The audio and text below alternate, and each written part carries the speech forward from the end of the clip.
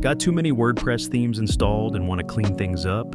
In this video, I'll show you how to safely delete unused themes from your WordPress site the right way. And if you're looking for speed and stability web hosting for your WordPress site, Ustable's fast and reliable web hosting keeps your site light and lightning fast. Removing old and unused themes is considered a good practice that protects your WordPress website from vulnerabilities. So, let's begin. Log in to your WordPress admin dashboard.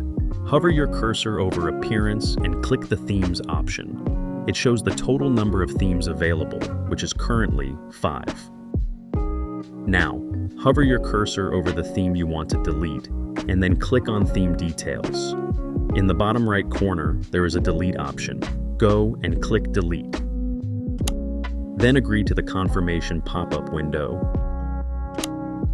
Scroll up and see a total of 4 themes are remaining now. 1 theme has been deleted. Similarly, you can delete unused themes one by one.